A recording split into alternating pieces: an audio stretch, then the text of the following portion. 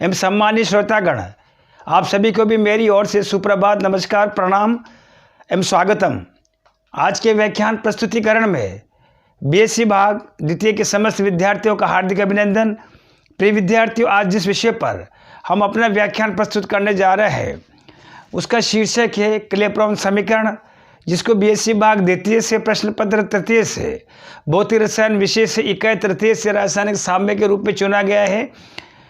आज के इस व्याख्यान क्लेप्रोन समीकरण जो बहुत ही महत्वपूर्ण विषय है, महत्वपूर्ण शीर्षक है, उक्त विषय पर अपने व्याख्यान प्रस्तुत करने से पहले सर्वप्रथम हम इससे जुड़े हुए इसके पूर्व के इसके पिछले व्याख्यानों को संक्षिप्त में हम दोहरा देना चाहते हैं, जिसमें केपी केसी को हमने विस्तार से चर्चा की थी। साम्य स्थिरांक केपी और साम्य स्थिरांक केसी, इससे संबंधित हमने सुपरिभाषित किया था उत्क्रमणीय रासायनिक अभिक्रियाओं के लिए। और इससे पहले हमने सक्रिय द्रव्यमान का नियम और साथ ही साम्य स्थिरांक केपी और केसी को परिभाषित करने वाले कारकों का भी हमने विस्तार से अध्ययन किया था।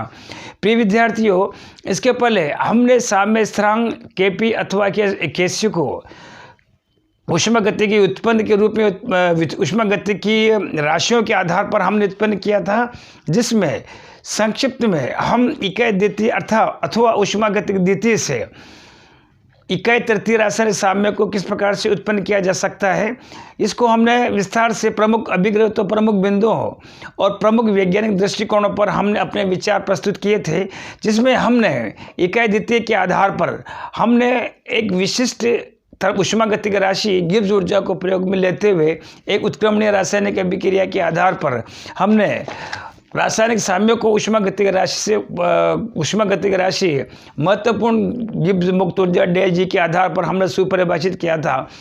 हमने विगत व्याख्यानों में यह भी सुपरिभाषित किया था कि यदि इकाई द्वितीय से ऊष्मागतिकी द्वितीय से यदि हम किसी भी महत्वपूर्ण भौतिक राशि को प्रयोग में ले गए, चाहे वो गिब्स फ्री एनर्जी हो, चाहे हेल्महोल्ट्ज़ मुक्त ऊर्जा हो, चाहे एंथैल्पी H हो, इसके अलावा एंट्रोपी S हो या आंतरिक ऊर्जा U हो, उसके आधार पर हम विगत व्याख्यानों में हमने साम्य स्थिरांक केपी अथवा केसी को जो है हमने ऊष्मागतिकी राशि के आधार पर ऊष्मागतिकी हमने उत्पन्न किया था। और हमने विगत व्याख्यानों में, पिछले व्याख्यानों में हमने ये भी चर्चा की थी कि यदि क्रियाकारक और क्रियाफल यदि ठोस अथवा द्रव प्रावस्था के रूप में उपस्थित हो, ऐसी स्थिति में साम्य स्थिरांक, जिसको केसी के द्वारा निरूपित किया जाता है, प्रदर्शित किया जाता है, के रूप में सुपरिभाषित किया जाता है। यदि इसके अलावा यदि किसी भी उत्क्रमणीय रासायनिक अभिक्रिया में यदि क्रियाकारक और क्रियाफल जो है गैसीय अवस्था में उपस्थित हो, गैसीय प्रावस्था के रूप में उपस्थित हो, ऐसी स्थिति में हम साम्य स्थिरांक केपी के रूप में निरूपित करते हैं, सुपरिभाषित करते हैं, क्योंकि गैसों की सांद्रताओं को आंशिक दाब पीपी के रूप में, प्राचीर प्रेशर के रूप में सुपरिभाषित करते हैं। ये गैसों के अणुगतिक सिद्धांत का प्रमुख अभिग्रहित था, जिसमें हमने गैसों की सांद्रताओं को हमने जो है आंशिक दाब पीपी पार्शियल प्रेशर के रूप में सुपरिभाषित किया था। और किसी भी उत्क्रमण में रासायनिक अभिक्रिया में क्रियाफलों के आंशिक दाबों को, गुणनफल को, उनके घात को जब क्रियाकारकों के उनके आंशिक दाबों और गुणनफल को से विभाजित किया जाता है, ऐसी स्थिति में प्राप्त राशि केपी कहलाती है। आइए उन्हीं प्रमुख अभिग्रहितों को काम में लेते हुए आज हम जो है क्लेप्रोन समीकरण को उत्पन्न करते हैं। प्रिय विद्यार्थियों, क्लेप्रोन समीकरण के प्रमुख जो महत्वपूर्ण बिंदु है वो अभिग्रहित वह इस तरह से है कि कोई भी पदार्थ जब किन्हीं दो प्रावस्था में उपस्थित होता हो, यहाँ पर द्रव और वाष्प प्रावस्था में उपस्थित होता हो, ऐसी स्थिति में क्लेप्रोन समीकरण हमें ऊष्मागतिकी संबंधी हमें जो है महत्वपूर्ण जो है हमें यहाँ पर जो है जानकारी देती है। तो ये क्लेप्रोन समीकरण का प्रमुख अभिग्रहित है। फिर से समझने का प्रयास करते हैं। आइए आज का जो महत्वपूर्ण जो हमारा विषय है क्लेप्रोन समीकरण, जिसको इकाई तृतीय से लिया गया है। क्लेप्रोन समीकरण एक ऐसे पदार्थ के महत्वपूर्ण ऊष्मागतिकी से संबंधित, चाहे ऊष्मागतिकी चरांक हो या ऊष्मागतिकी राशियाँ हो, ऐसे पदार्थ के ऊष्मागतिकी राशियों की महत्वपूर्ण सूचना प्रदान करता है जो दो प्रावस्था उपस्थित हो। इसे समझने के लिए हम यहाँ पर जो है श्याम पट्ट पर हमने एक तंत्र लेते हैं। इस तंत्र में हम 1 मोल द्रव लेते हैं।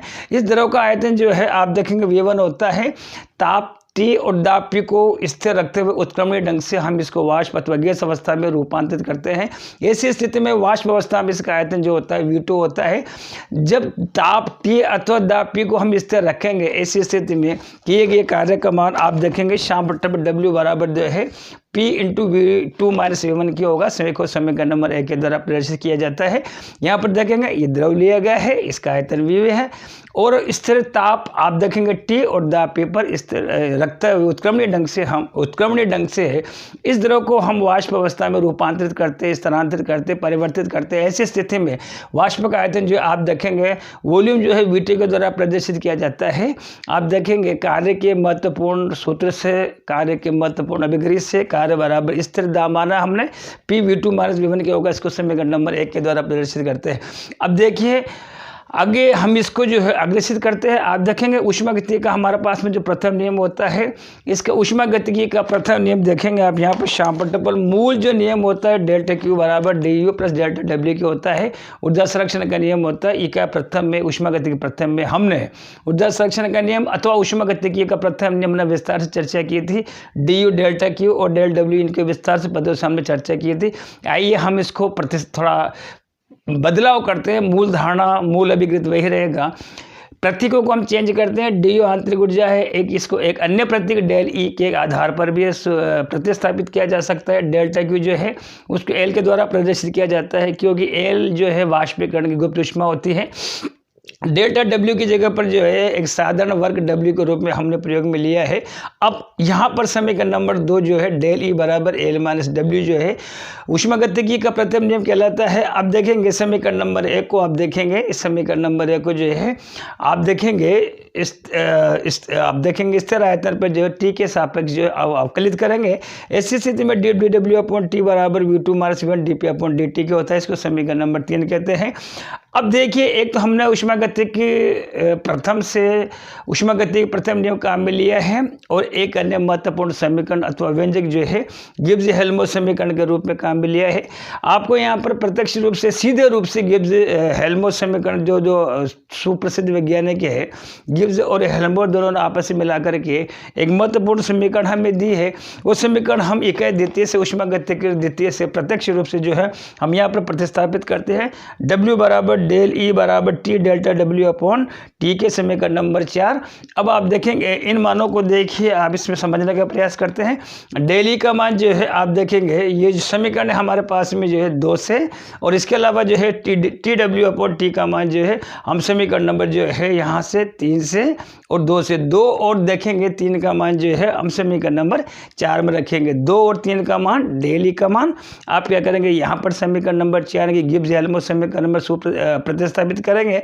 इसके अलावा जो हमारे पास में 3 है dW अपॉन T, इसके मानों को गिब्स हेल्महोल्ट्ज समीकरण में रखेंगे। हमारे पास में जो अंतिम राशि जो शेष राशि आती है W plus L minus W बराबर T V2 minus V1 dP upon dt बराबर W से W बराबर T V2 minus V1 dP upon dt क्या होता है। आप देखेंगे इसको और आगे हम हल करेंगे। हल करने पर हमारे पास में जो शेष राशि आती है वो dP अपॉन dt बराबर L upon T V2 minus V1 क्या होता है। इसको अगले वाले जो समीकरण जो है 5 के द्वारा इसको दर्शाया जाता है।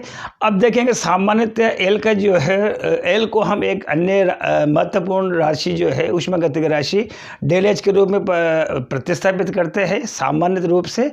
बाकी जो शेष राशि dP अपॉन dt बराबर वह ऐसे कैसे रहेगी।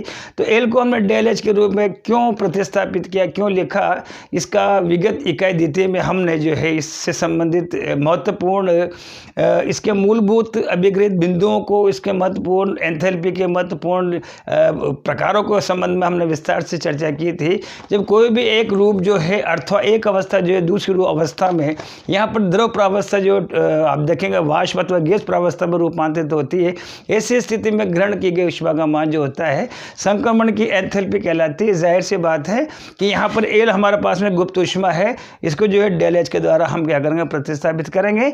और यहाँ पर समीकरण नंबर 6 जो है आप देखेंगे हमारे पास में जो है क्लेपेरॉन समीकरण कहलाती है। आने वाले समय में प्रिय विद्यार्थियों इससे संबंधित जो गणितीय मान है, आंकिक मान है, हम विस्तार से आने वाले व्याख्यानों में चर्चा करेंगे, हम हल करेंगे। फिलहाल इतना ही, तब तक के लिए फिर से कोटि कोटि धन्यवाद, आभार, नमस्कार।